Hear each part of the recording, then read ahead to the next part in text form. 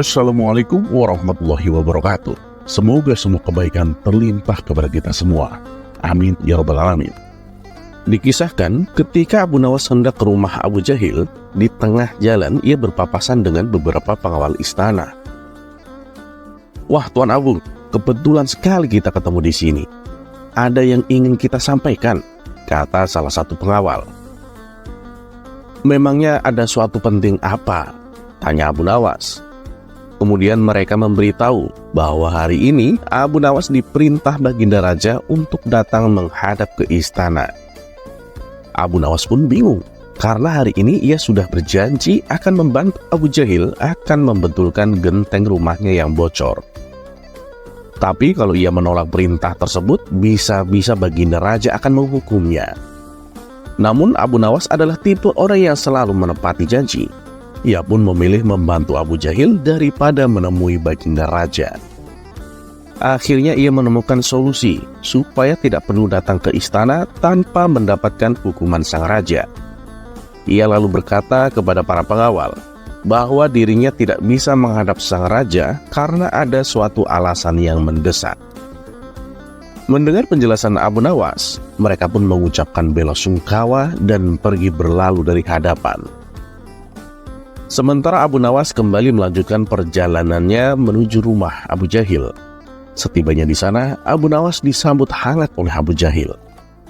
"Terima kasih loh Abu Nawas, kamu sudah berkenan mau membantuku," kata Abu Jahil. "Iya nih, padahal tadi ada utusan istana menyuruhku untuk menghadap raja," jawab Abu Nawas. "Terus gimana? Gak jadi membantuku?" tanya Abu Jahil dengan nada kecewa. "Tenang Abu Jahil, jangan khawatir. Aku kan sudah janji sama kamu, jadi nggak mungkin aku ingkari. Ya, aku terpaksa menolak perintah Baginda Raja," jelas Abu Nawas. "Wah, kamu serius Abu Nawas? Apa nggak takut dihukum?" tanya Abu Jahil cemas. Dengan tersenyum Abu Nawas berkata, "Sudah, tak perlu kau risaukan. Ayo, aku bantu betulkan gentengmu." Melihat sikap Abu Nawas yang sangat peduli, membuat Abu Jahil merasa terharu. Ia pun menyesali sikapnya yang selama ini selalu memusuhi Abu Nawas. "Ternyata kau adalah teman yang baik Abu Nawas. Kau rela menolak perintah raja hanya demi untuk membantuku," batin Abu Jahil. Tak terasa, air mata Abu Jahil pun menetes membasahi pipi. "Abu Jahil, mana tangganya?" teriak Abu Nawas dari luar. Abu Jahil pun segera mengambil tangga dan memberikannya kepada Abu Nawas. Abu Nawas pun naik ke atap dan segera membetulkan genteng. Tidak berapa lama, datanglah tetangga Abu Nawas. "Ya Abu Nawas, turunlah sebentar. Ada hal penting yang akan aku katakan," teriak tetangganya. Terpaksa Abu Nawas menghentikan pekerjaannya dan segera turun menemui tetangganya itu. "Ada apa?" tanya Abu Nawas penasaran. "Aku ingin pinjam uang Abu Nawas," jawab tetangganya. Abu Nawas pun menjadi kesal. "Kenapa kau nggak ngomong saja tadi waktu aku masih di atas?" tukas Abu Nawas. "Aku malu Abu Nawas kalau ada orang lain yang mendengar," balas tetangganya. Tanpa memberi jawaban, Abu Nawas kembali naik ke atap dan melanjutkan pekerjaannya. Tetangganya ini pun menjadi bingung dan kembali berteriak.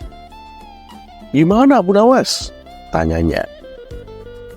"Sini, ngobrolnya di atas saja. Lagi nanggung kerjaannya," jawab Abu Nawas. Ketika tetangga Abu Nawas itu sudah sampai di atas, ia kembali bertanya, "Gimana Abu Nawas? Aku ingin pinjam uang sama kamu." Sambil membetulkan genteng, Abu Nawas menoleh ke arahnya. "Gimana ya? Aku nggak punya uang," ucap Abu Nawas. "Kenapa kamu nggak ngomong tadi waktu aku masih di bawah?" kata tetangganya merasa kesal. "Ya malulah kalau sampai ada orang lain yang mendengar kalau aku lagi nggak punya uang," jelas Abu Nawas. Dengan perasaan kecewa, tetangganya ini pun turun ke bawah dan pergi berlalu. Singkat cerita, setelah pekerjaannya selesai, Abu Nawas pun dipersilakan makan dan diberi upah oleh Abu Jahil. "Makasih Abu Nawas, kau telah bersedia menolongku," kata Abu Jahil. "Iya, sama-sama Abu Jahil," jawab Abu Nawas. Ketika sedang asik-asiknya menikmati makanan, Abu Jahil melihat dari jendela beberapa utusan istana berjalan menuju ke arah rumahnya. "Ya Abu Nawas, sepertinya ada orang-orang istana hendak kemari. Cepat kamu sembunyi, pasti mereka sedang mencarimu," kata Abu Jahil. "Waduh, gawat nih. Tapi bukan aku yang harus sembunyi, kamu Abu Jahil," balas Abu Nawas. "Loh, kok malah aku yang harus sembunyi?" tanya Abu Jahil heran. "Ini Abu Jahil, tadi pagi waktu aku menolak dipanggil ke istana, aku tuh beralasan kalau kawanku yang bernama Abu Jahil meninggal. Ayo cepat sembunyi sebelum mereka melihatmu," ucap Abu Nawas. "Jadi tujuan mereka datang kemari untuk melayat jenazahku?" tanya Abu Jahil. "Iya bener, ayo cepat sembunyi," perintah Abu Nawas. "Kurang ajar kau Abu Nawas. Sudah aku bela-belain sampai menangis terharu dengan pengorbananmu. Ternyata kau masih saja berbuat usil padaku," kata Abu Jahil geram. Kisah selanjutnya.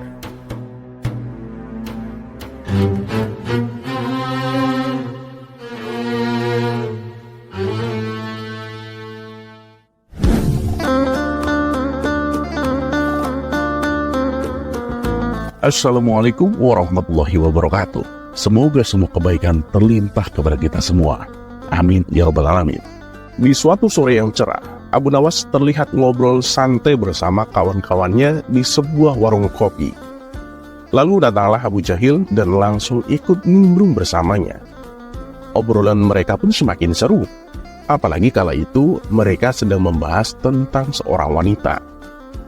Lalu tiba-tiba terucap sebuah pertanyaan dari salah satu orang yang ada di situ. "Menurut kalian, kalau mencari seorang istri itu pilih yang cantik tapi bandel, atau pilih yang jelek tapi penurut?"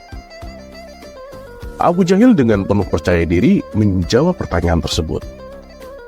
"Ya, mending pilih wanita yang jelek tapi penurut. Contohnya aku nih, meskipun istriku jelek, tapi yang penting penurut," terang Abu Jahil. Mereka pun setuju dengan jawaban tersebut dan memuji pilihan Abu Jahil. Namun ketika mereka menanyakan hal itu kepada Abu Nawas, jawabannya sungguh di luar dugaan. Bahkan jawaban yang Abu Nawas berikan membuat Abu Jahil meradang. "Bagaimana menurutmu Abu Nawas? Kalau mencari istri, pilih yang cantik tapi bandel, atau pilih yang jelek tapi penurut?" tanya mereka. "Oh ya tentu saja aku pilih yang cantik tapi bandel," jawab Abu Nawas. Abu Jahil yang tersinggung dengan jawaban Abu Nawas langsung membantahnya. "Percuma Abu Nawas punya istri cantik tapi bandel, yang ada malah bikin sakit hati," ujar Abu Jahil. Orang-orang yang mendengar alasan Abu Jahil sepakat dan membenarkannya. "Ya Abu Nawas, menurut kita benar itu apa yang dikatakan Abu Jahil. Tapi kenapa kamu malah milih sebaliknya?" tanya mereka. Dengan tenang dan sedikit tertawa, Abu Nawas menjawab, "Begini ya kawan-kawan, kalau istri cantik tapi bandel, lalu kita doakan terus-menerus, suatu saat kan akan menjadi penurut.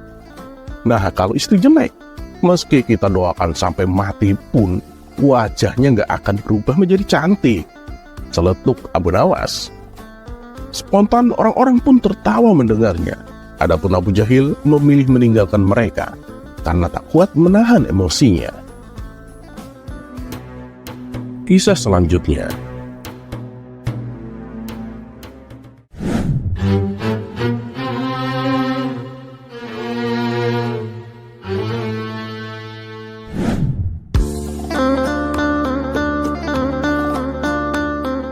Assalamualaikum warahmatullahi wabarakatuh. Semoga semua kebaikan terlimpah kepada kita semua. Amin ya rabbal alamin. Dikisahkan ada saudagar kaya yang suka semena-mena kepada orang kecil. Dan dengan kekayaannya inilah ia pergunakan untuk mendekati para pejabat istana, terutama para hakim. Sehingga apabila ia terlibat suatu masalah, ia selalu luput dari hukuman. Saudagar ini mempunyai istri yang cantik jelita, dan karena saking cantiknya, si saudagar merasa cemburu apabila ada orang lain yang menatapnya, dan ia tak segan-segan untuk memukul orang tersebut. Dan ketika perbuatannya diadukan kepada hakim, ia tak pernah dijatuhi hukuman. Sang hakim malah membebaskannya. Itu dikarenakan si saudagar sering memberi hadiah kepada para hakim. Dan suatu ketika, si saudagar dan istrinya ini berjalan-jalan untuk mencari udara segar. Tanpa sengaja, rok sang istri tersingkap oleh tiupan angin yang membuat aurat paha sang istri menjadi kelihatan untuk beberapa saat. Dan kebetulan juga waktu itu ada orang lain yang sempat melihatnya. Orang itu adalah Hasan, tetangga sekaligus sahabat Abu Nawas. Akibatnya si saudagar pun menjadi geram dan menuduh Hasan telah berbuat asusila kepada istrinya. Tentu saja Hasan membantah dan menganggap tuduhan si saudagar hanya mengada-ngada. Keduanya pun terlibat cekcok yang membuat perhatian warga. "Ya dah, kita ke rumah Tuan Hakim saja. Biar dia yang menentukan hukuman apa yang pantas untukmu," ancam saudagar kaya. Sesampainya di rumah Tuan Hakim, si saudagar mengadukan permasalahannya. "Tuan Hakim, saya ingin supaya orang ini dihukum seberat-beratnya," kata si saudagar. Tapi kali ini Tuan Hakim tak berani berpihak kepada si saudagar seperti yang sudah-sudah. Karena orang yang dituduhkan si saudagar adalah Hasan, sahabat akrabnya Abu Nawas. Kalau sampai Hasan dihukum, tentu Abu Nawas tak akan tinggal diam. Apalagi posisi Hasan memang tak salah. Dan itu justru akan membuat si hakim bisa dipecat dari jabatannya. Karena Abu Nawas adalah orang kepercayaan Baginda Raja. Lebih baik masalah ini diselesaikan secara kekeluargaan saja, tutur Tuan Hakim. Si saudagar terkejut mendengarnya.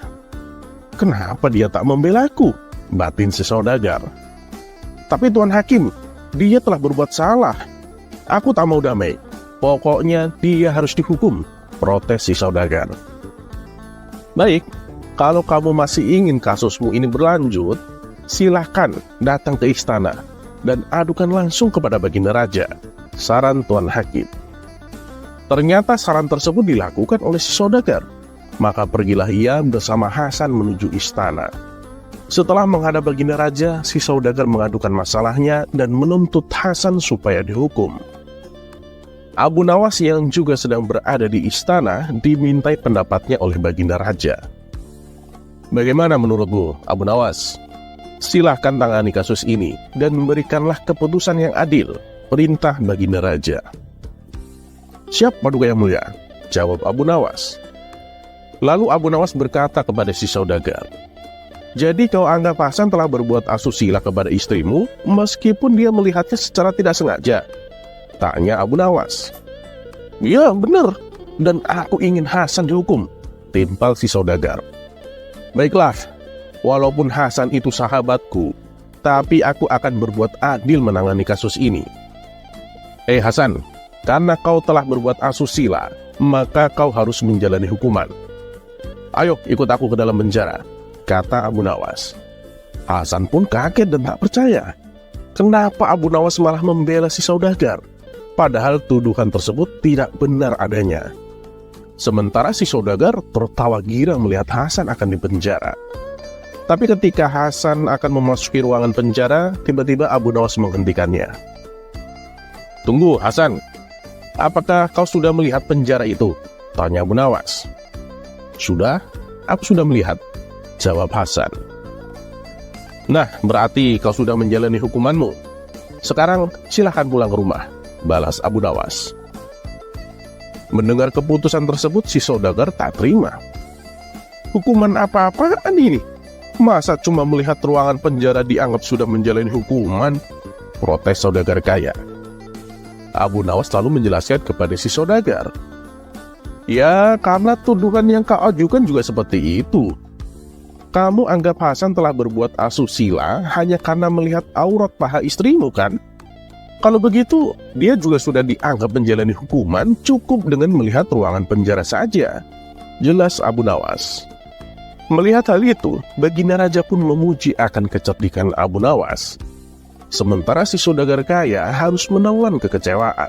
Ia pun pergi meninggalkan istana dengan perasaan dongkol. Kisah selanjutnya.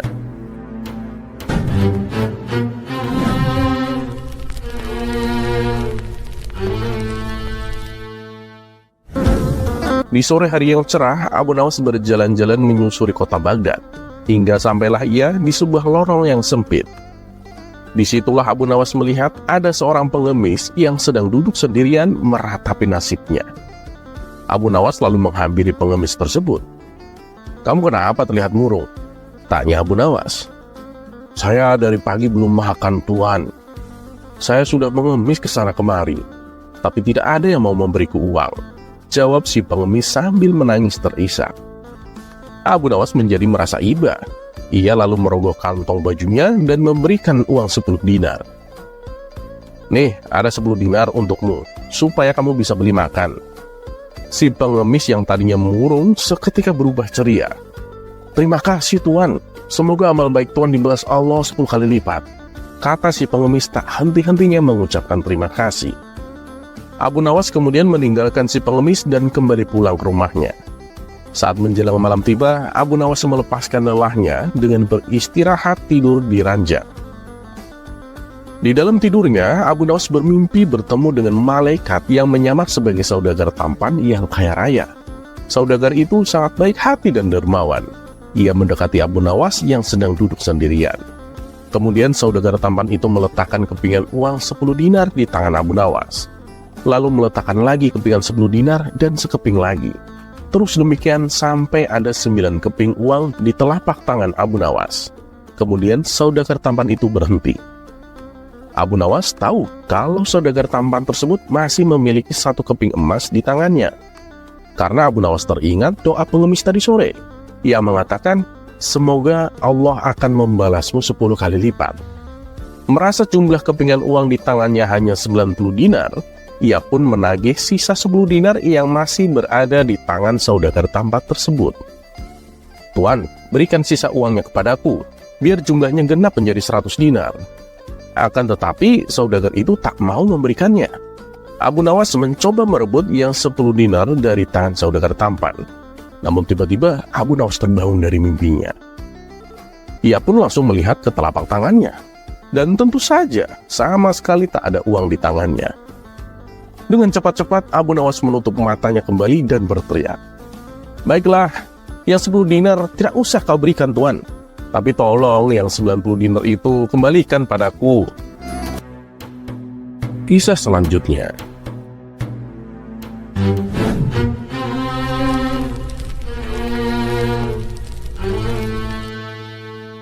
Kumandang azan Isya terdengar nyaring dari masjid, sebuah seruan kepada umat Islam untuk segera kembali bersujud kepada Allah.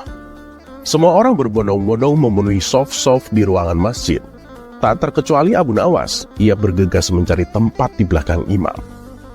Usai menunaikan sholat Isya, Abu Nawas tak langsung pulang. Ia menyempatkan diri untuk berzikir. Dan setelah selesai berzikir, waktu pun sudah menunjukkan larut malam.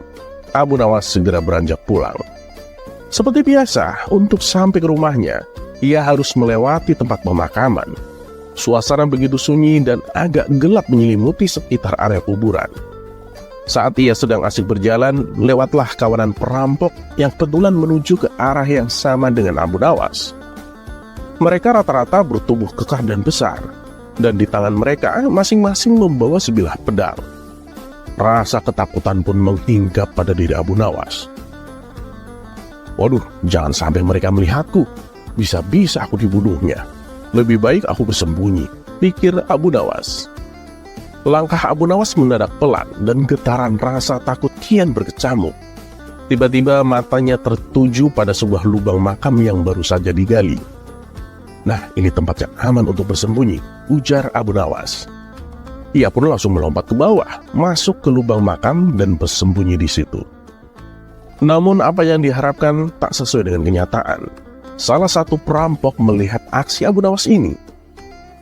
"Hei kawan-kawan, sepertinya aku melihat orang loncat ke dalam galian tanah itu," kata si perampok kepada teman-temannya. Mereka pun penasaran dan timbul keinginan untuk menghampiri lubang tanah tersebut. Setelah mendekat, mereka melongok ke dalam galian tanah tempat Abu Nawas bersembunyi. Tampaklah kepala Abu Nawas menyembul dari liang kuburan. Hal itu membuat kawanan perampok kaget dan heran. "Woi, siapa kamu?" tanya salah satu dari mereka. Abu Nawas terlihat gugup. Sambil menelan ludah, perlahan kepalanya mendongak menatap para perampok tersebut. "Aku adalah mayat yang baru dikuburkan di sini," jawab Abu Nawas gemetaran. "Apakah kalian malaikat penanya kuburan? Kok kalian banyak sekali?" tanya Abu Nawas. Mendengar pertanyaan Abu Nawas, mereka mengernyitkan dahi dan saling tatap satu sama lain. "Apa ada mayat yang bangun di tengah malam begini?" tanya mereka kepada Abu Nawas. "Ya adalah," jawab Abu Nawas. "Buat apa mereka bangun?" tanya mereka lagi. "Ya untuk menghirup udara segar," jawab Abu Nawas. "Masa orang mati butuh udara segar?" tanya mereka heran. "Oh iya, kalian benar, aku yang salah," jawab Abu Nawas dan langsung kembali membaringkan tubuhnya seperti posisi mayat yang sedang dikubur. Sontak tingkah Abu Nawas ini membuat kawanan perampok tertawa dan berlalu meninggalkan Abu Nawas. Dan dengan idenya inilah Abu Nawas berhasil lolos dari ancaman kematian. Kisah selanjutnya.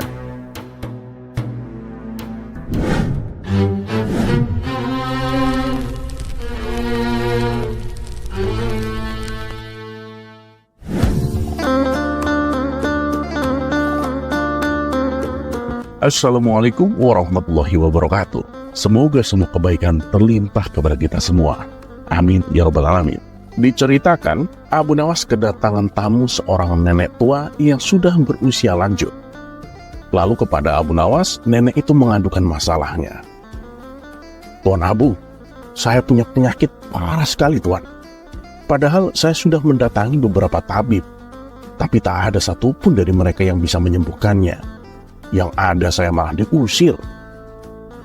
Mendengar hal itu, Abu Nawas pun menjadi heran. "Memangnya nenek ini sakit apa?" tanya Abu Nawas.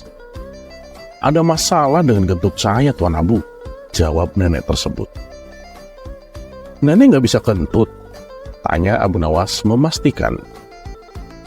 "Bukan, Tuan Abu. Jadi setiap saya kentut, itu nggak ada suara dan nggak pernah berbau. Mungkin saya sudah 5 kali kentut semenjak saya di sini. Pasti Tuan Abu tidak menyadarinya, kan?" kata nenek tua itu memberitahu. Sesaat Abu Nawas menghela nafas dan menatap tajam ke arah nenek tua tersebut. "Baiklah, Nek. Sekarang nenek minum ramuan ini. Dan minggu depan datanglah ke sini lagi," ucap Abu Nawas. Setelah seminggu berlalu, nenek itu pun kembali mendatangi Abu Nawas. "Tuan Abu, saya tidak tahu ramuan apa yang Tuan berikan. Tapi ampun deh, kentutnya memang gak ada bunyinya. Tapi baunya, Masya Allah, parah banget," kata nenek tua itu. "Nah, bagus itu. Berarti hidung nenek sudah sembuh. Sekarang kita urus pendengaran nenek," balas Abu Nawas. Kisah selanjutnya.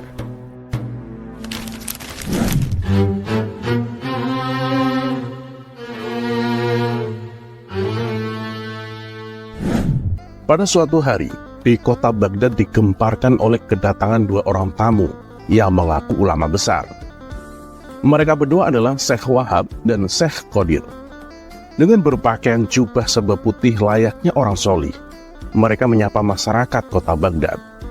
Para warga pun menyambutnya penuh penghormatan. Mereka menjamu 2 tamu agung itu dengan berbagai macam hidangan. Tidak berapa lama, terdengarlah suara azan. Syekh Wahab dan Syekh Qadir lalu pamit untuk menunaikan sholat. Mereka berdua pun diantar oleh warga sampai ke masjid. Sesampainya di masjid, Syekh Wahab melepaskan sepatunya dan membiarkannya di luar teras masjid. Sedangkan Syekh Qadir melepas sepatunya tapi membawanya masuk dalam masjid. Sementara Syekh Wahab dan Syekh Qadir melaksanakan sholat, terjadilah percakapan warga yang ada di situ. Coba, menurut kalian, di antara kedua orang itu, siapa yang lebih alim? Tanya salah satu dari mereka. Kalau menurut saya sih, Syekh Wahab yang lebih alim, karena membiarkan sepatunya di luar. Itu menunjukkan kalau beliau mempercayakan segala sesuatunya kepada Allah. Jawab warga yang lain.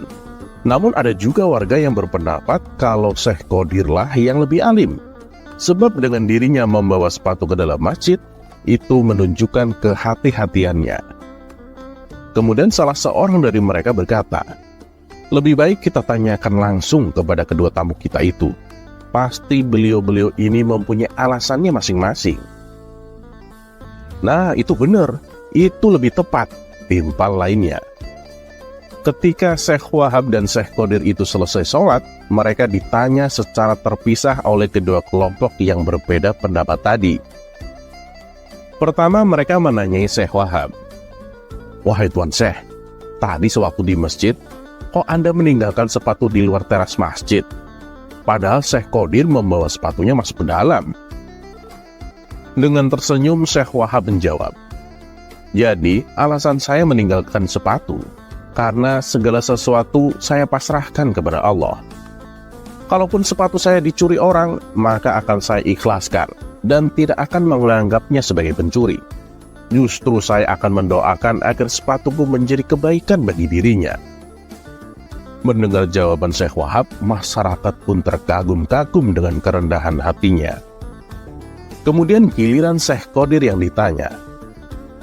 Wahai Tuan Syekh, kenapa sih Anda membawa masuk sepatu ke dalam masjid? Padahal Syekh Wahab membiarkan sepatunya di luar teras masjid. Mendapat pertanyaan seperti itu, Syekh Qadir pun tersenyum. Lalu ia menjawab, kalau saya biarkan sepatuku di luar, saya khawatir akan menggoda seseorang untuk mencurinya. Nah, jika sampai kubiarkan itu terjadi, maka ketika sepatuku dicuri, saya juga ikut menanggung dosanya. Karena saya telah ikut andil menggoda seseorang untuk mencuri. Oleh sebab itulah, saya membawa masuk sepatu ke dalam masjid. Kata Syekh Qadir mencoba menjelaskan. Masyarakat kembali terkagum-kagum dengan jawaban Syekh Qadir. Mereka pun memuji kealiman dua tamu agung tersebut. Tak berapa lama kemudian datanglah Abu Nawas di tengah-tengah mereka.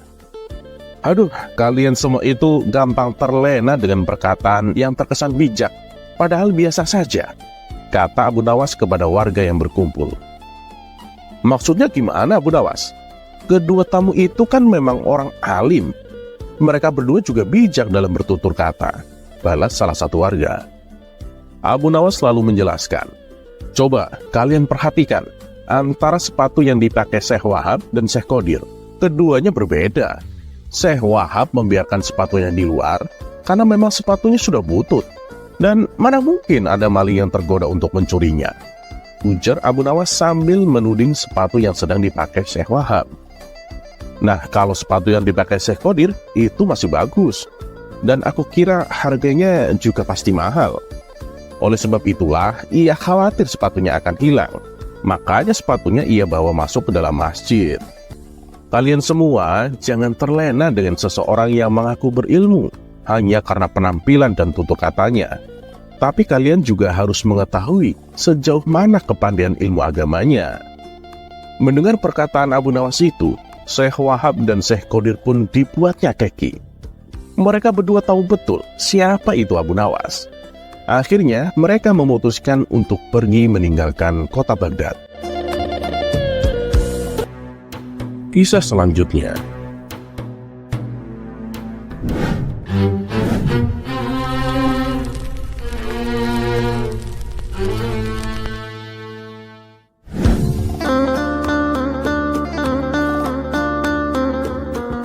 Assalamualaikum warahmatullahi wabarakatuh. Semoga semua kebaikan terlimpah kepada kita semua. Amin ya rabbal alamin.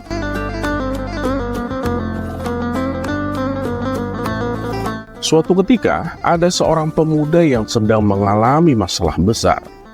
Sudah berbulan-bulan masalah itu tak kunjung selesai. Si pemuda lalu curhat kepada kawan-kawannya.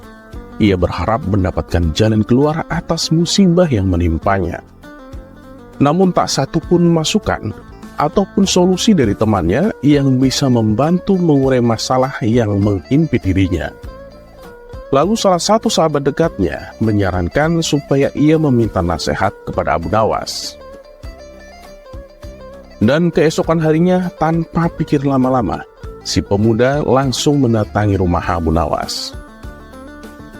"Tuan Abu, saya minta tolong Tuan.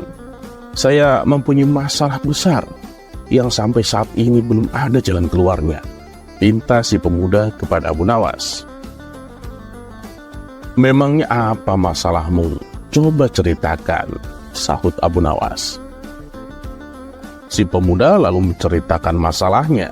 Berulang kali ia meneteskan air mata sambil sesenggukan di hadapan Abu Nawas. "Wah, masalahmu ini begitu berat anak muda. Saran saya sih, perbanyaklah ibadah dan berdoa. Mintalah pertolongan kepada Allah.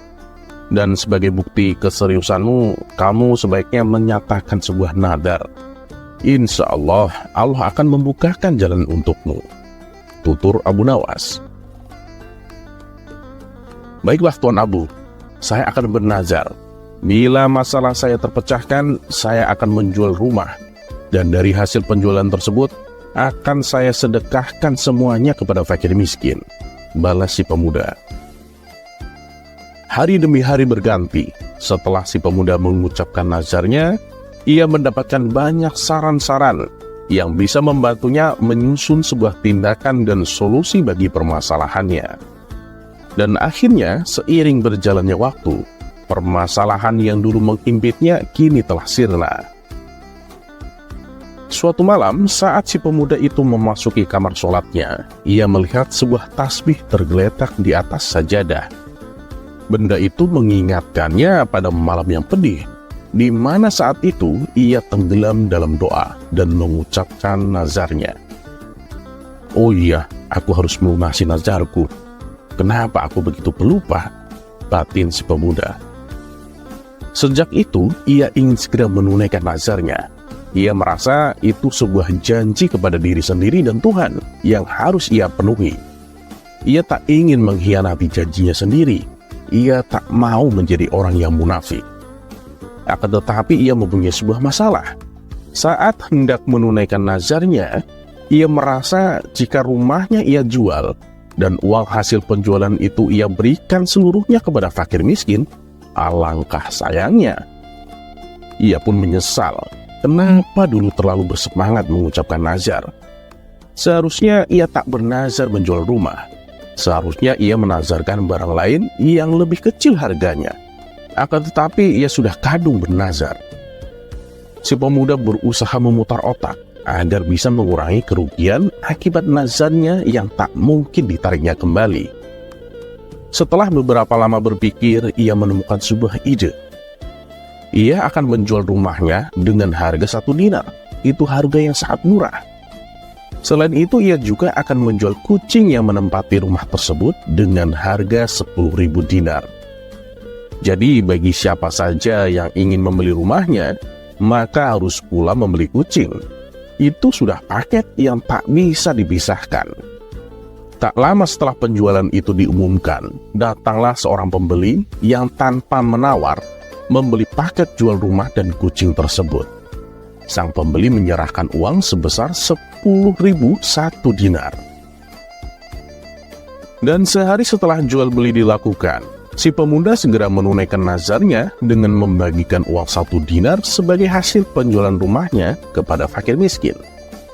Sementara itu, uang hasil penjualan kucing yang bernilai 10.000 dinar menjadi miliknya utuh dan ia simpan rapat-rapat.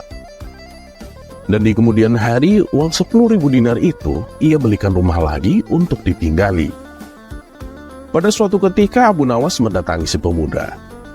Pemuda, nazarmu sudah kau tunaikan belum?" tanya Abu Nawas. "Oh sudah Tuan Abu, uang hasil penjualan rumahku sudah aku sedekahkan semua kepada fakir miskin Tuan," jawab si pemuda. "Memang berapa yang kau sedekahkan?" tanya Abu Nawas kembali. "Ya semuanya Tuan Abu, jumlahnya 1 dinar. Karena kan saya menjual rumah hanya seharga 1 dinar Tuan," balas si pemuda. kenapa bisa murah sekali itu? Tanya Abu Nawas heran. Saya menjual sepaket dengan kucing yang mendiami rumah tersebut, Tuan. Tapi harga kucingnya 10.000 dinar. Nah, uang hasil penjualan kucing saya gunakan untuk membeli rumah lagi, kata si pemuda menjelaskan. Mendengar itu, muka Abu Nawas pun memerah menahan amarah.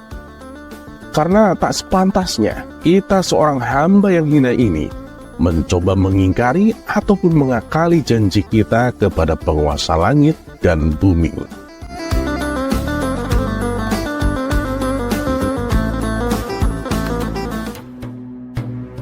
Kisah selanjutnya.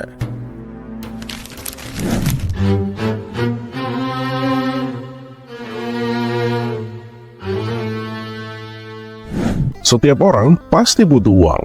Dengan uang, orang bisa membeli makanan agar tetap bisa hidup untuk beribadah kepada Tuhan Yang Maha Esa. Begitu juga dengan si cerdik ini. Dia tidak bekerja, namun bisa mendapatkan uang untuk digunakan berbelanja bahan makanan oleh istrinya yang setia. Adapun kisah Abu Nawas kali ini menceritakan tentang petualangan Abu Nawas yang kaya tanpa bekerja.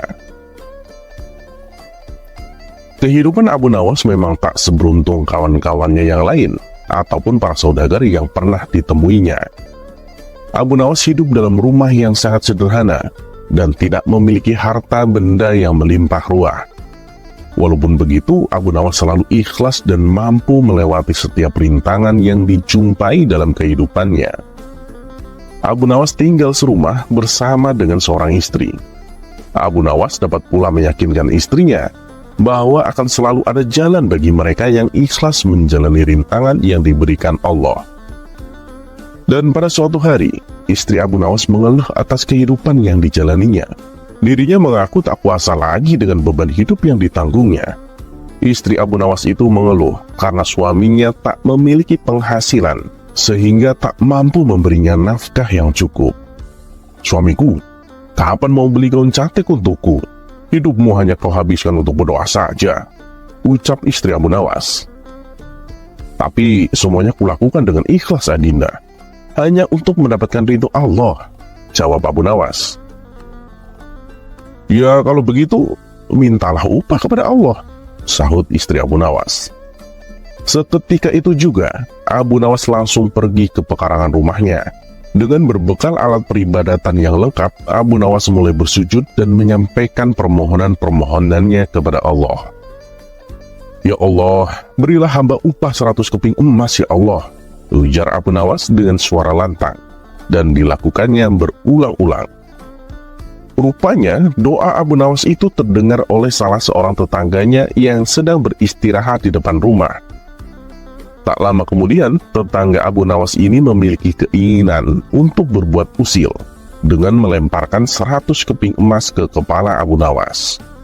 "Ya Allah, berilah hamba upah 100 keping emas, ya Allah," teriak Abu Nawas untuk kesekian kalinya, dan diikuti 100 keping koin emas jatuh tepat di atas kepalanya.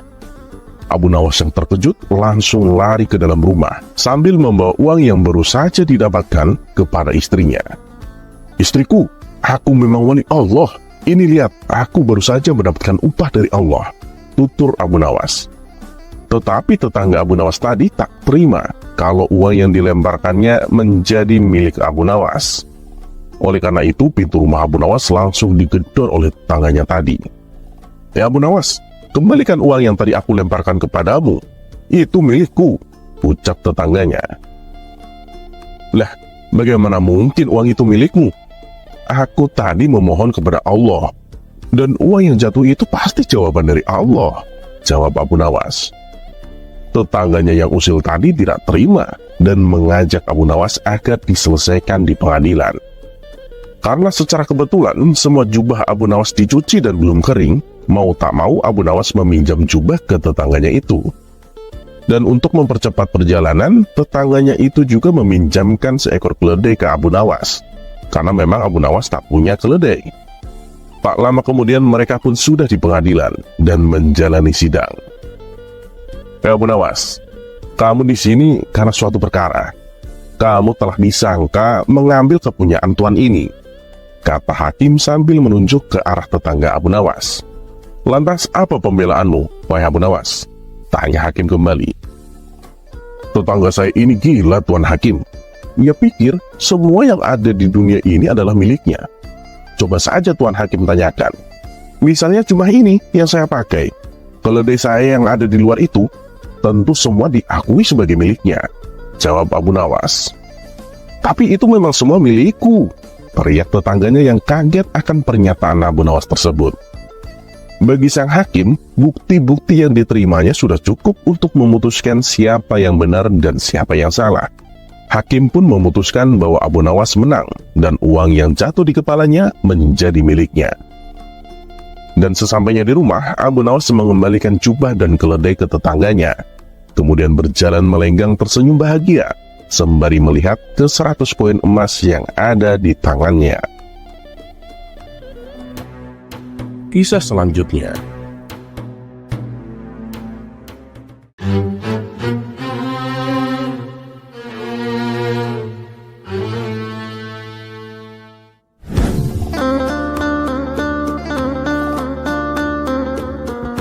Assalamualaikum warahmatullahi wabarakatuh. Semoga semua kebaikan terlimpah kepada kita semua.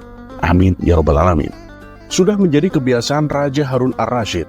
Setiap sebulan sekali ia selalu mengajak Abu Nawas untuk berburu hewan di hutan. Suatu ketika sang raja berhasil menangkap seekor rusa yang sangat gemuk dan memiliki daging yang banyak. Baginda raja dengan riang gembira segera pulang ke istana untuk menjadikannya santapan makan malam. Karena rasa gembira dan bahagianya, sang raja sendiri yang akan memasak hewan hasil buruannya.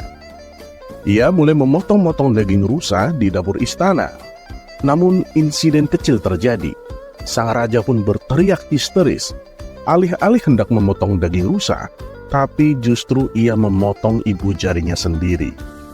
Sang raja langsung dibawa ke balai pengobatan untuk disembuhkan lukanya. Meskipun lukanya dapat disembuhkan, tapi sang raja harus kehilangan ibu jarinya. Karena keadaan tersebutlah Baginda Raja sangat sedih dan tertunduk lemas, penuh penyesalan. Melihat hal tersebut, Abu Nawas yang merupakan orang kepercayaan raja, mendatangi beliau untuk menghiburnya dengan bijak. Abu Nawas berkata kepada sang raja, "Janganlah bersedih dan menyesal, wahai Baginda Raja. Bersyukurlah, karena segala hal yang terjadi pasti ada kebaikan di baliknya." Mendengar kata-kata Abu Nawas, Baginda Raja langsung murka dan marah besar. Ia kemudian berkata dengan nada marah kepada Abu Nawas, "Apa kamu sudah gila, Abu Nawas? Kamu menyuruhku bersyukur atas terpotongnya ibu jariku. Engkau mengajariku untuk bersyukur karena hal ini. Lalu coba katakan, apa bagusnya dari ibu jariku yang terpotong, hingga aku harus bersyukur?" Abu Nawas hanya terdiam dan tak bisa berkata apa-apa. Sang raja kemudian memerintahkan para pengawal untuk menyeret Abu Nawas agar dijebloskan ke dalam penjara, karena dianggapnya ia telah menyinggung perasaan sang raja. Lantaran masih kesal dengan ulah Abu Nawas, sang raja mendatangi ruang tahanan di mana Abu Nawas dipenjara. "Coba, aku ingin dengar, apakah kamu akan menyukuri nasibmu yang kini masuk penjara?" sindir sang raja kepada Abu Nawas. "Hamba tetap mensyukuri takdir ini, Paduka yang mulia," balas Abu Nawas dengan penuh keyakinan. "Kamu ini gila, Abu Nawas," ucap sang raja sembari meninggalkan ruang tahanan. Setelah beberapa bulan kemudian, Baginda Raja kembali ingin menyalurkan hobinya, yaitu berburu hewan di hutan.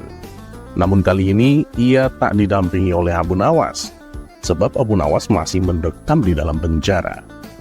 Untuk pertama kalinya, Baginda Raja memasuki hutan yang dianggap masyarakat merupakan hutan terlarang. Karena saking asiknya berburu, Baginda Raja tak sadar kalau dirinya memasuki hutan yang dihuni oleh suku kanibal. Dan singkat cerita, tertangkaplah sang raja, dan diaraknya beliau menuju perkampungan suku primitif tersebut. Mereka hendak menjadikan raja sebagai persembahan dalam upacara besar yang akan diadakan pada malam hari. Malam persembahan pun tiba. Sang raja diseret ke tengah-tengah hiruk-pikuk kawanan suku tersebut. Beberapa saat ketika dirinya hendak dilemparkan ke dalam tungku yang menyala, Tiba-tiba sang kepala suku berteriak, "Berhenti, tunggu dulu. Kita nggak bisa mempersembahkan manusia yang cacat ini untuk dewa kita." Ternyata kepala suku itu melihat bahwa sang raja tak memiliki ibu jari di tangannya. Setelah itu, maka dilepaskanlah sang raja. Ia pun selamat dari pembunuhan. Dengan penuh rasa bersyukur, baginda raja langsung berjalan pulang ke istana. Benar juga kata Abu Nawas. Di balik terpotongnya ibu jariku ternyata ada hikmahnya. Aku telah berbuat zalim kepada Abu Nawas karena telah memenjarakan dirinya. Batin sang raja dalam hati. Setibanya di istana, baginda raja langsung memerintahkan pengawal untuk membebaskan Abu Nawas. Ia juga menyuruh Abu Nawas untuk segera menghadap dirinya. "Kamu memang benar Abu Nawas. Di balik peristiwa terpotongnya ibu jariku, ternyata ada hikmahnya." Sang raja lantas menceritakan peristiwa yang baru saja ia alami. "Maafkan aku Abu Nawas, karena aku telah memenjarakanmu," ucap sang raja merasa menyesal. "Tapi ada satu yang masih mengganjal dalam benakku. Kamu bilang apapun yang menimpa padamu, kamu selalu bersyukur, karena pasti ada kebaikan di baliknya.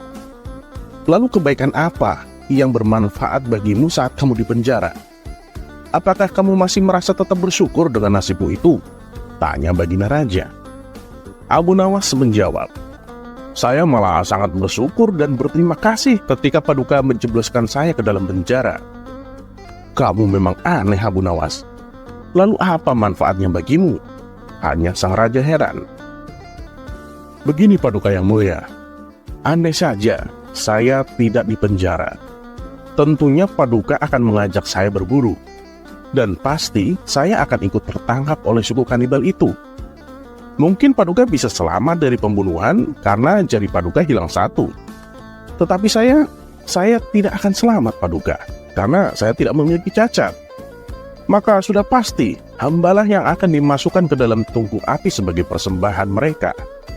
Oleh sebab itulah saya selalu mensyukuri segala sesuatu yang menimpa pada diri hamba, karena pasti ada kebaikan di balik itu semua Paduka." "Kamu benar Abu Nawas, kamu memang benar," ucap sang raja. Abu Nawas kemudian dipersilahkan untuk pulang ke rumahnya dan diberi hadiah beberapa keping emas karena telah memberi pelajaran yang amat berharga.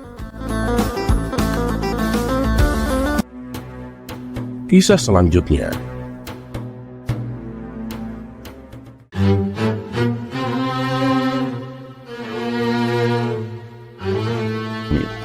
Meskipun keseharian Abu Nawas disibukkan oleh pekerjaan, ia selalu menyempatkan waktunya untuk mengajarkan agama kepada anak-anak kecil di majelisnya.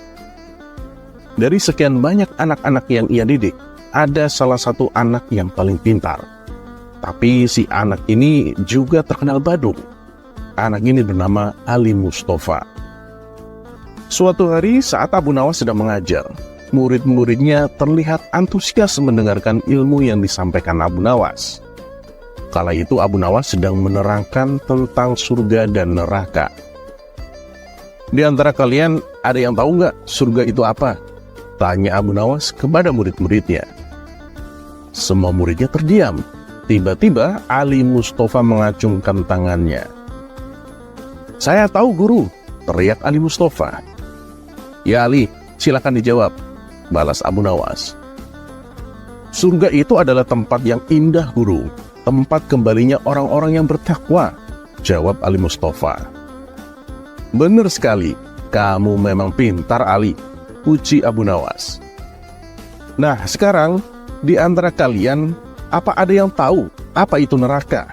tanya Abu Nawas melanjutkan. Semua muridnya kembali terdiam, dan lagi-lagi hanya Ali Mustafa yang bisa menjawab. "Neraka itu tempat untuk menyiksa manusia, guru. Tempat kembalinya untuk orang-orang yang berdosa," jawab Ali Mustafa. "Kamu benar sekali Ali. Jadi, bila kalian ingin masuk surga, kalian itu harus bertakwa kepada Allah. Dan kalian harus berbuat baik kepada sesama manusia. Kalau kalian tidak bertakwa dan suka berbuat jahat kepada orang, ya maka kalian akan disiksa di neraka dengan api yang menyala-nyala. Tentunya kalian nggak mau kan? Nah, anak-anak, sekarang siapa yang ingin masuk surga? Tanya Abu Nawas kepada murid-muridnya. Saya guru, teriak mereka serempak. Tapi kali ini Ali Mustafa hanya terdiam. Ia tidak ikut berteriak seperti murid lainnya. Hal ini membuat Abu Nawas mengulang kembali pertanyaannya. Anak-anak, siapa yang ingin masuk surga? Coba acungkan tangannya, perintah Abu Nawas. Serempak murid-murid saling berlomba mengacungkan tangannya. Tapi anehnya, Ali Mustafa masih tampak diam saja. Ia tak ikut-ikutan mengacungkan tangan. Kemudian Abu Nawas mencoba bertanya kembali. Anak-anak yang ingin masuk surga, ayo coba berdiri, perintah Abu Nawas. Semua muridnya segera berdiri, kecuali Ali Mustafa. Ia masih tetap saja dalam posisi duduk. Abu Nawas pun menjadi heran dibuatnya. Ia lalu mendatangi Ali Mustafa dan bertanya, Ali, apa kamu gak mau masuk surga? Tanya Abu Nawas. Tentu saya mau dong guru, jawab Ali Mustafa. Lalu kenapa kamu kok gak ikutan berdiri seperti teman-temanmu? Tanya Abu Nawas kembali. Lah, memang mau berangkat ke surga sekarang guru? Wah, kalau gitu saya harus minta izin orang tua dulu, balas Ali Mustafa dengan polosnya. Mendengar itu Abu Nawas hanya terdiam 1000 bahasa. Ia tak tahu mesti berkata apa lagi. Kisah selanjutnya.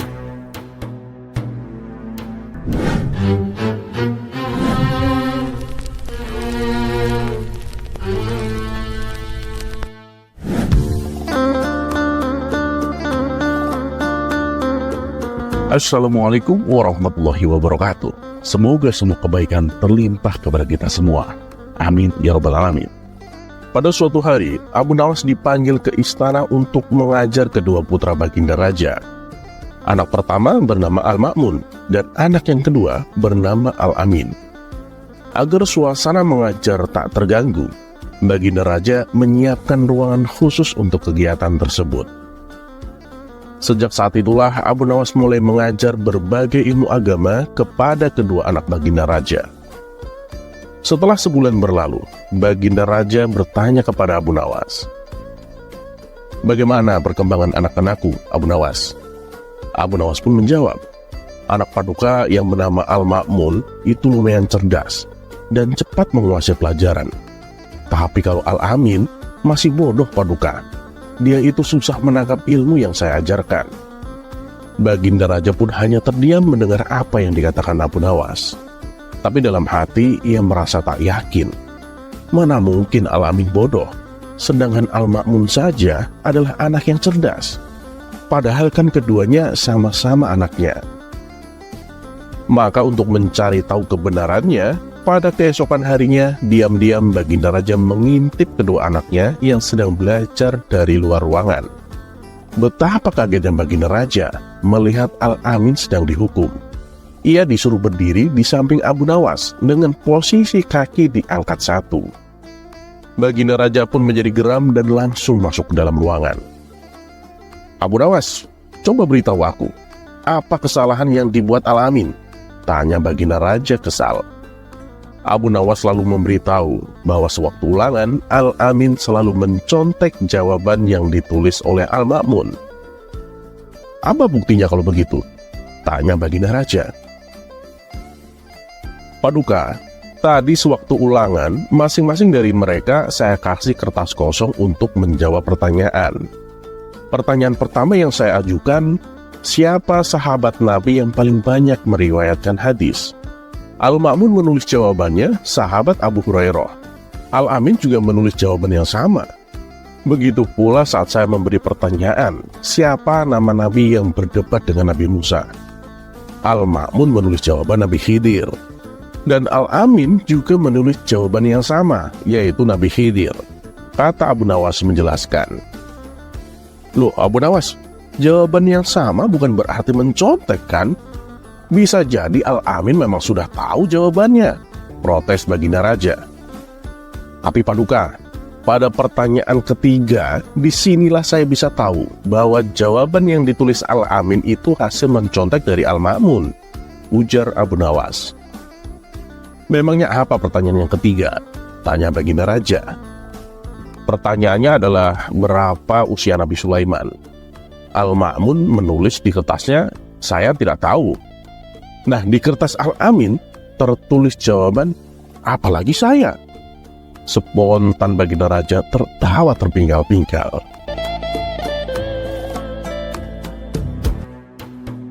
Kisah selanjutnya.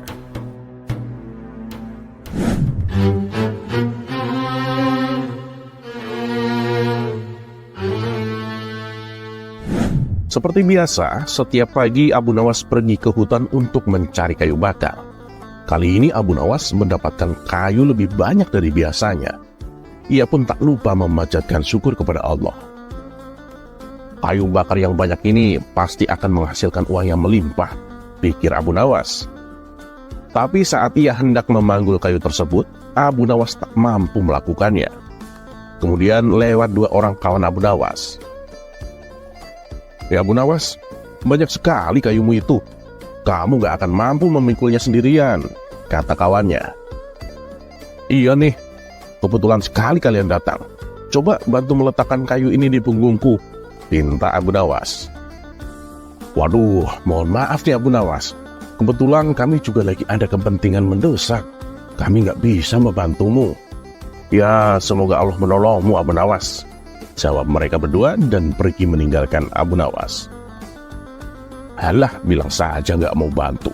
Pakai banyak alasan segala, gerutu Abu Nawas dalam hati. Dengan sekuat tenaga, Abu Nawas mengangkut kayu itu seorang diri. Namun kejadian naas dialaminya. Ia terpeleset dan jatuh.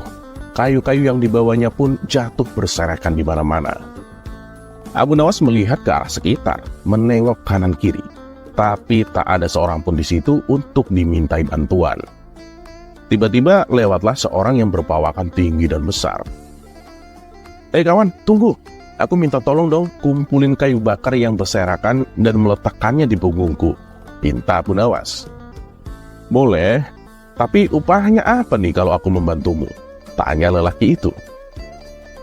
Gak ada apapun kawan, jawab Abu Nawas. Baiklah, balas lelaki tersebut dengan tersenyum. Ia lalu membantu Abu Nawas mengumpulkan kayu yang berserakan dan meletakkannya di punggung Abu Nawas. Kemudian Abu Nawas melanjutkan perjalanannya menuju pasar. Dari hasil penjualan kayunya, Abu Nawas mendapatkan uang yang cukup banyak. Saat ia hendak pulang, tiba-tiba ia dihadang lelaki yang telah menolongnya. Lelaki itu menjulurkan tangannya sambil berkata, "Mana upahku?" "Upah? Upah yang mana?" tanya Abu Nawas heran. "Lah, tadi kan kamu bilang akan memberiku upah," balas lelaki tersebut. Maka terjadilah percekcokan di antara mereka berdua. Karena tak ada yang mau mengalah, lalu mereka sepakat untuk membawa masalah ini ke hadapan Tuan Hakim. Dan singkat cerita, sampailah mereka berdua di hadapan Tuan Hakim. Mereka lalu mengadukan masalahnya. "Tuan Hakim, Abu Nawas ini sudah berjanji akan memberi saya upah. Tapi ketika saya tagih, dianya nggak mau memberikannya," ujar lelaki itu. "Benar kamu nggak mau memberikannya Abu Nawas?" tanya Tuan Hakim. "Ya benar sih, tapi aku bilangnya kan nggak ada apapun. Namun dia memaksaku untuk memberikan upah," kata Abu Nawas membela diri. "Apapun janjimu, kamu harus memberikannya Abu Nawas. Saya kira ini adalah keputusan yang adil untuk kalian berdua," tutur Tuan Hakim. Mendengar keputusan Tuan Hakim, Abu Nawas terdiam beberapa saat. Ia pun mulai menangkap maksud dari ucapan Tuan Hakim. "Baiklah Tuan Hakim, saya akan memberikan dia upah sesuai dengan apa janji saya," ucap Abu Nawas. Abu Nawas lalu mengambil kantong kosong di sakunya dan memberikannya kepada lelaki tersebut. Betapa girangnya lelaki itu. Ia segera meraih kantong dari Abu Nawas dan tangannya merogoh ke dalam kantong itu. Menyadari bahwa itu adalah kantong kosong, lelaki tersebut menjadi marah. "Apa-apaan ini? Abu Nawas menipuku, Tuan Hakim. Dia memberikan kantong kosong, kata lelaki itu mengadu. Memangnya apa isi kantong itu? Tanya Tuan Hakim. Gak ada apapun, Tuan Hakim, jawab lelaki tersebut. Nah, kalau gitu Abu Nawas berarti sudah membayar upahnya. Bukankah Abu Nawas bilang kalau upahnya adalah gak ada apapun? Jelas Tuan Hakim. Dengan ini, permasalahan kalian saya anggap selesai. Silahkan kalian berdua pulang ke rumah masing-masing, ucap Tuan Hakim. Kisah selanjutnya.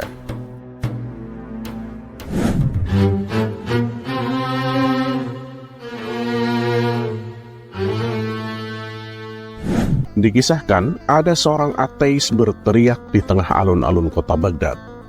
Ia berkata bahwa dirinya tak mempercayai Tuhan. Dan untuk membuktikan ucapannya, ia akan terjun ke Sungai Tigris. Kalau Tuhan itu memang ada, dia pasti akan menolongku agar tidak mati tenggelam, teriaknya di hadapan orang-orang. Maka pergilah dia menuju Sungai Tigris dan terjun ke dalamnya. Perilaku orang ateis tersebut mendapat berbagai macam tanggapan. Ada yang mencemooh, banyak pula yang menghujat. Dah, biarkan saja dia tewas tenggelam, biar tahu rasa, kata beberapa warga. Namun dari sekian banyak orang yang jengkel dengan sikapnya, ternyata ada saja yang merasa kasihan dan hendak menolongnya. Akan tetapi si ateis menolaknya. Aku gak mau ditolong siapapun, kecuali oleh Tuhan yang kalian anggap itu ada. Orang yang berusaha menolong pun tak jadi melakukannya. Walah, dasar orang gila, umpat orang-orang yang menyaksikan. Setelah berjam-jam terombang-ambing di air sungai, si ateis pun mulai kelelahan. Tapi ia tetap pada pendiriannya. Sementara Abu Nawas yang baru saja pulang dari pasar, melihat banyak orang berkerumun di tepi sungai. Ini ada apa ini? Kok ramai sekali? Tanya Abu Nawas kepada salah satu warga.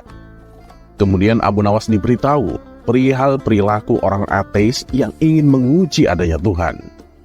Tanpa pikir panjang, Abu Nawas segera menghampirinya. Mau apa kau kemari? Jangan tolong aku. Aku hanya mau ditolong oleh Tuhan, teriak si ateis. Lah, siapa juga yang mau menolongmu? Aku hanya mau memberitahu bahwa Tuhanku mengatakan padaku, dia sudah menunggumu di alam kematian. Dan katanya sudah tak sabar ingin menyiksamu, balas Abu Nawas. Mendengar hal itu si ateis menjadi gemetaran. Ia pun berusaha menyelamatkan diri supaya tidak tenggelam. Akan tetapi karena sudah kelelahan, usahanya itu pun sia-sia. Dan tubuhnya mulai hanyut tenggelam. Tolong aku Tuan, selamatkan aku, pinta si ateis kepada Abu Nawas. Waduh, maaf nih, aku kan bukan Tuhan, balas Abu Nawas. Setelah si ateis tak sadarkan diri dan tenggelam, barulah Abu Nawas mengangkatnya ke daratan. Ketika si ateis sadar dari pingsannya, ia pun bertanya, "Di mana aku? Apa aku di alam kematian?" Tanyanya ketakutan.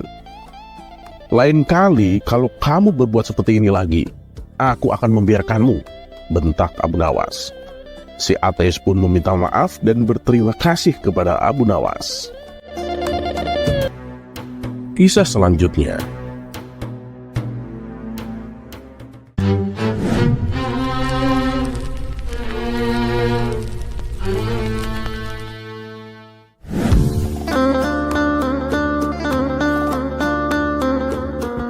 Assalamualaikum warahmatullahi wabarakatuh. Semoga semua kebaikan terlimpah kepada kita semua. Amin ya rabbal alamin. Sebelumnya telah diceritakan bahwa Abu Nawas itu pernah bekerja kepada majikan yang sangat pelit.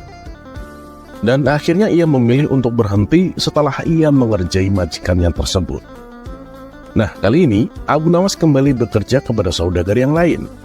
Dan majikannya kali ini sangat baik hati dan pengertian. Bahkan ketika Abu Nawas melakukan kesalahan, sang majikan menegurnya dengan lemah lembut. Abu Nawas pun menjadi betah bekerja di tempat majikan barunya itu. Namun tidak bagi sang majikan. Sang majikan menganggap kalau Abu Nawas tak pernah menyelesaikan tugasnya dengan baik. Misalnya, pada saat Abu Nawas disuruh untuk membeli 3 butir telur, dirinya tak langsung membeli ketiga telur itu, melainkan ia membelinya satu persatu. Hingga untuk membeli ketiga telur itu, dirinya sampai bolak-balik 3 kali ke warung. Hal itulah yang membuat sang majikan agak kurang suka dengan kinerja Abu Nawas. "Abu Nawas, kemarilah," kata majikannya. "Sebenarnya aku telah mengakui jika engkau ini orang baik. Namun ada satu kekurangan kamu. Kamu itu kerjanya lamban sekali." Mendapat teguran dari sang majikan, Abu Nawas merasa dirinya akan diberhentikan dari pekerjaannya. Lalu dengan sigap, Abu Nawas langsung merayu sang majikan. "Mohon maaf Tuan Majikan, saya memang salah Tuan. Tapi saya jamin, hal itu tak akan terulang kembali. Untuk kedepannya, saya akan mengerjakan sekaligus supaya cepat selesai," kata Abu Nawas.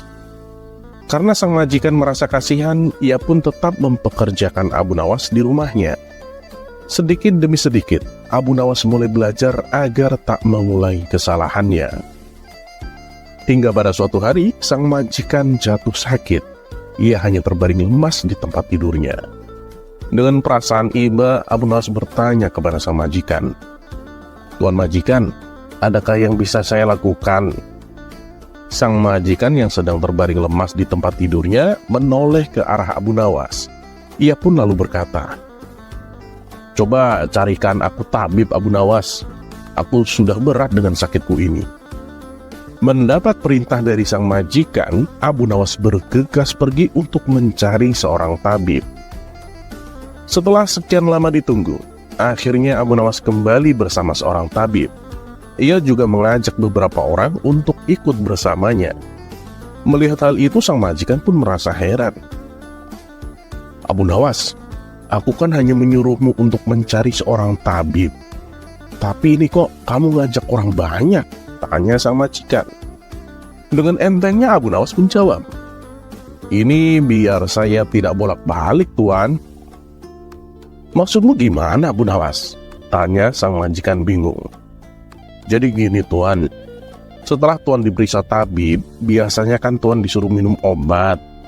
Nah, saya ajak sekalian tukang obatnya. Sedangkan tukang obat kan biasanya butuh ramuan untuk membuat obatnya. Maka saya ajak juga penjual ramuan obat-obatan. Tapi karena saya khawatir Tuan tak bisa disembuhkan, ya jadi saya ajak juga tukang penggali kubur," kata Abu Nawas mencoba menjelaskan. "Aduh, Abu Nawas, kamu ini ada-ada saja," balas sang majikan sambil menepuk jidatnya. Kisah selanjutnya.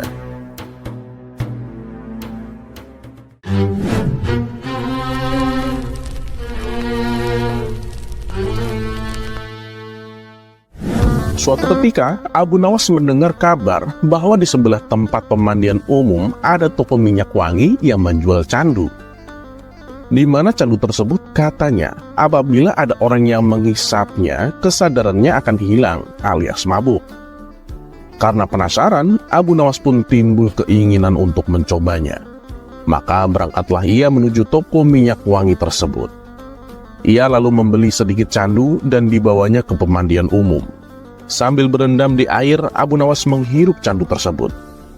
Tapi setelah candu itu habis, Abu Nawas tak merasakan apapun. "Ah, dasar omong kosong. Apanya yang bisa membuat mabuk? Aku masih waras begini dan sama sekali nggak kehilangan akal," gumam Abu Nawas dalam hati. Merasa dirinya kena tipu, ia pun keluar dari kolam pemandian dan hendak meminta ganti rugi. Ia pun berjalan dengan mantap seperti seseorang yang sedang menahan amarah. Orang-orang yang melihat perilaku Abu Nawas ini menjadi heran dan bertanya, "Kamu mau kemana Abu Nawas?" tanya mereka. "Aku akan ke penjual minyak wangi itu, mau minta ganti rugi aku," jawab Abu Nawas. "Memangnya kenapa?" tanya mereka. "Dia telah menipuku. Katanya candu yang dijual bisa memabukkan dan bisa membuat orang kehilangan akal. Tapi aku sama sekali tak merasakan apapun. Aku masih waras dan aku juga baik-baik saja," jawab Abu Nawas. Spontan orang-orang tertawa mendengarnya. Coba kau perhatikan, apa yang sedang kau kenakan itu Abu Nawas, seloroh mereka. Abu Nawas pun langsung melihat ke dirinya sendiri. Spontan ia terkejut dan heran. Loh, kenapa aku bisa telanjang begini? Batin Abu Nawas dengan ekspresi wajah bingung. Begitu menyadari dirinya dalam keadaan telanjang, Abu Nawas pun segera berlari ke kolam dan menceburkan diri. Kisah selanjutnya.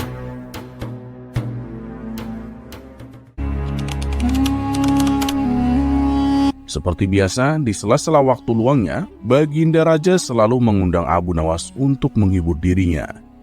Dan permintaan Baginda Raja terkadang tidak masuk akal, yang membuat Abu Nawas kebingungan.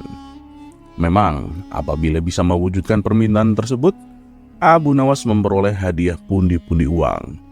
Tapi bila dia tidak berhasil ataupun menolak permintaannya, Abu Nawas akan mendapatkan hukuman, seperti yang terjadi pada kisah berikut ini. Diceritakan Baginda Raja mendapat hadiah seekor ikan yang indah dari sahabatnya yang berada di negeri seberang. Dengan senang hati Baginda Raja menerimanya dan menaruhnya di sebuah kolam taman istana. Dengan keberadaan ikan tersebut membuat Baginda Raja merasa terhibur. Karena setiap kali ia merasakan jenuh, ia duduk dekat kolam istana sambil memandangi ikan barunya. Namun, lama-kelamaan akhirnya timbul juga rasa bosan. Entah kenapa tiba-tiba terlintas di benaknya suatu khayalan yang tak masuk akal. Andaikan ikan ini bisa terbang, pasti akan lebih mengasihkan, pikir Baginda Raja. Kemudian ia berkata kepada menteri yang setia mendampinginya. "Wahai menteriku, apakah mungkin seekor ikan bisa terbang?"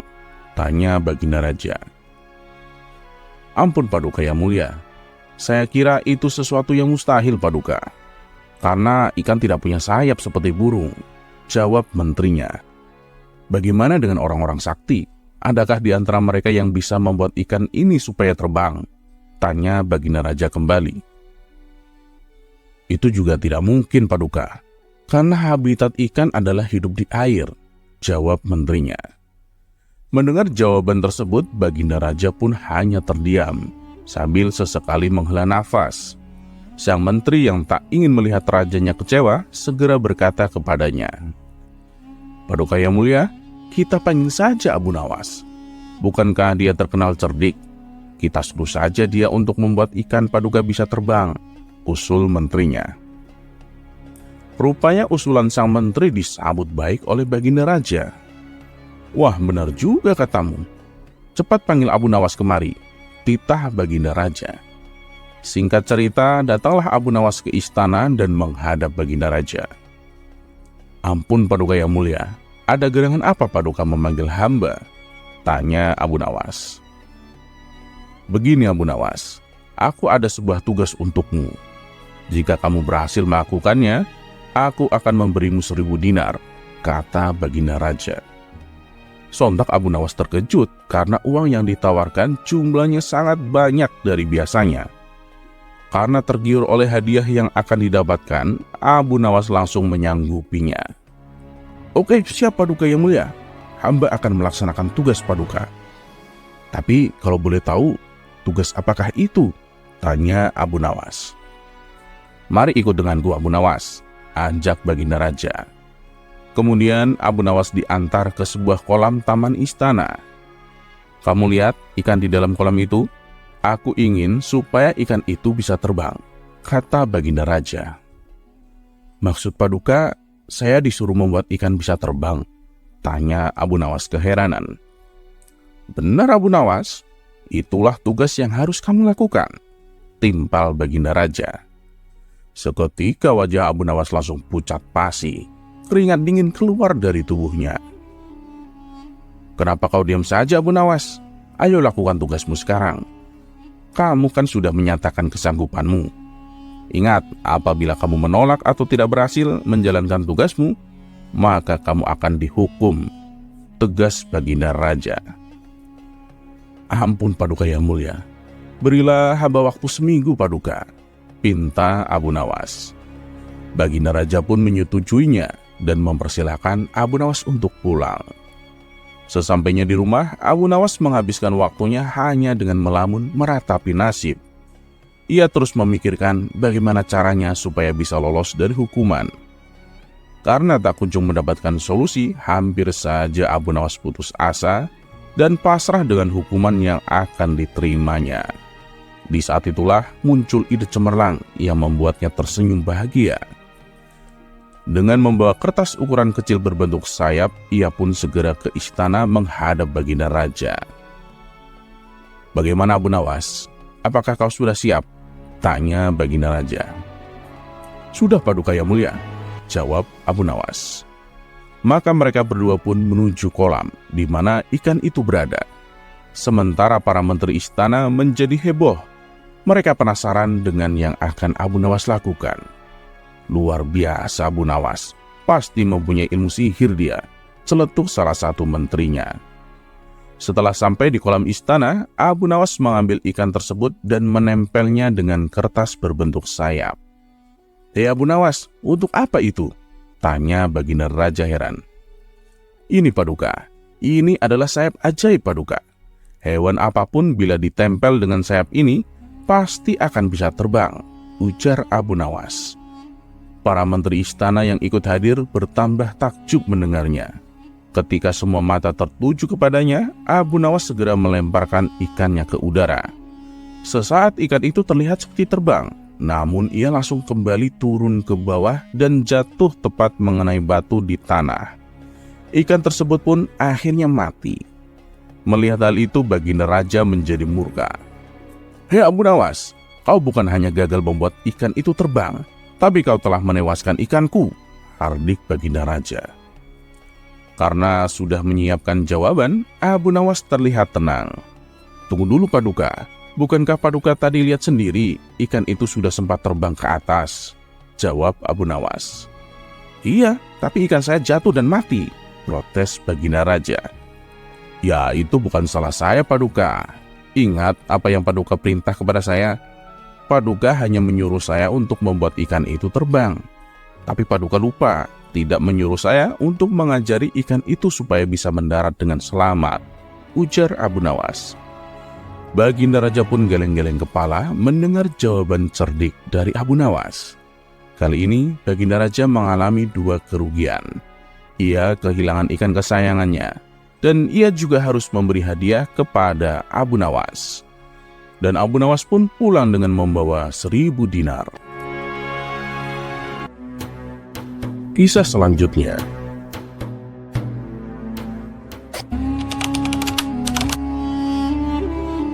Kecerdikan Abu Nawas memang sudah tak diragukan lagi. Bahkan ketika Raja Harun ar-Rasyid menghadapi masalah, tak segan-segan Abu Nawas dipanggilnya untuk menyelesaikan masalah.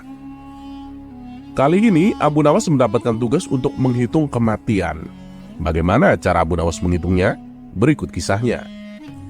Suatu hari di negeri 1001 malam Baghdad digelarlah acara hajatan besar. Sang Raja Harun ar-Rasyid pun berniat merayakan pesta ulang tahun kerajaan bersama-sama dengan seluruh rakyatnya. Pada hari yang telah ditunggu tiba, rakyat Baghdad dikumpulkan di depan pendapa istana.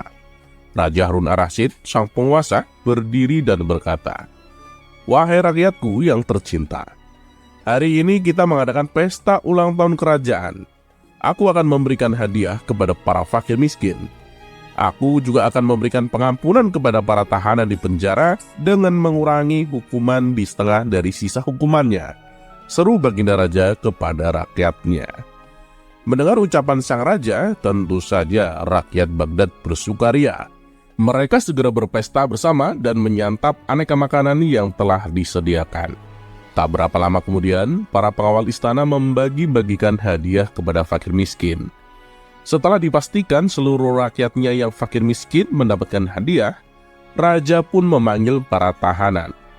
Tahanan pertama yang mendapatkan kesempatan adalah bernama Sofyan. "Sofyan, berapa tahun hukumanmu?" tanya baginda raja. "2 tahun baginda," jawab Sofyan.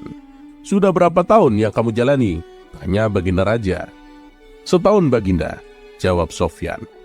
"Kalau begitu, sisa hukumanmu yang 1 tahun aku kurangi menjadi setengah tahun," sehingga hukumanmu tinggal 6 bulan saja, tegas baginda raja. Selanjutnya dipanggillah Ali. Berapa tahun hukumanmu, wahai Ali? Tanya baginda raja. Dengan nada sedih, Ali menjawab, mohon ampun baginda, hamba dihukum seumur hidup, jawab Ali.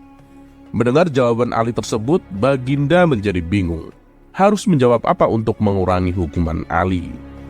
Di tengah kebingungannya, raja yang terkenal bijaksana ini teringat dengan Abu Nawas. Akhirnya dipanggillah Abu Nawas. Tak berapa lama kemudian, Abu Nawas yang turut serta dalam pesta ulang tahun kerajaan menghampiri sang raja yang sedang kebingungan itu. Abu Nawas, aku ada masalah mengenai hadiah pengampunan bagi Ali. Dia dihukum seumur hidup, sedangkan aku ini akan memberikan pengampunan setengah dari sisa hukumannya. Padahal aku tidak tahu sampai umur berapa Ali akan hidup. Sekarang aku minta nasihatmu. Bagaimana caranya memberi pengampunan kepada Ali dari sisa hukumannya? Jelas sang raja. Mendengar penuturan rajanya, Abu Nawas pun ikut bingung. Dia berpikir apa bisa mengurangi umur seseorang, padahal dia sendiri tidak tahu sampai kapan umurnya. Hamba minta waktu baginda, ujar Abu Nawas. Mendengar permintaan Abu Nawas, raja pun memberikan kesempatan kepada Abu Nawas untuk berpikir. Raja hanya memberi waktu sehari semalam saja, tidak boleh lebih. Jadi besok pagi Abu Nawas harus memberikan jawabannya. Sesampainya di rumah, Abu Nawas pun berpikir keras untuk menemukan pemecahan masalah tersebut. Dia tidak bisa tidur karena selalu kepikiran akan hal itu. Namun selang beberapa waktu, tampaklah senyuman di bibir Abu Nawas. Pertanda solusi telah ditemukan. Abu Nawas pun malam itu segera masuk ke kamar untuk tidur dengan nyenyak. Pada pagi-pagi sekali, Abu Nawas setelah bangun, setelah mandi dan sarapan, dia pun pergi menghadap raja. Setelah berpamitan dengan istrinya, hamba sudah mendapatkan cara untuk memecahkan masalah Ali, wahai baginda raja. Begini baginda raja, sebaiknya si Ali ini berada di luar penjara dan bisa bebas selama 1 hari. Lalu pada esoknya dia dimasukkan lagi ke dalam penjara selama 1 hari pula. Lusa juga demikian. Sehari bebas, sehari di penjara. Begitulah berlangsung seterusnya selama sisa umur si Ali, jelas Abu Nawas. Dan baginda pun tersenyum. Engkau memang pandai, wahai Abu Nawas. Kalau begitu, kamu juga akan kuberi hadiah, yaitu sekantong keping emas, ujar sang raja. Dan setelah itu, Abu Nawas pun pulang dengan wajah yang ceria. Kisah selanjutnya.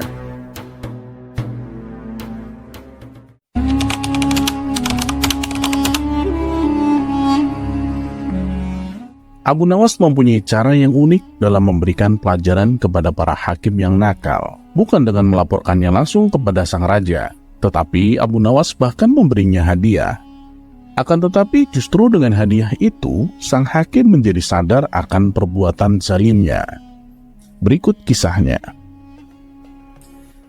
Pada suatu waktu, kerajaan yang dipimpin oleh Raja Harun ar-Rasyid ini mengalami krisis keadilan.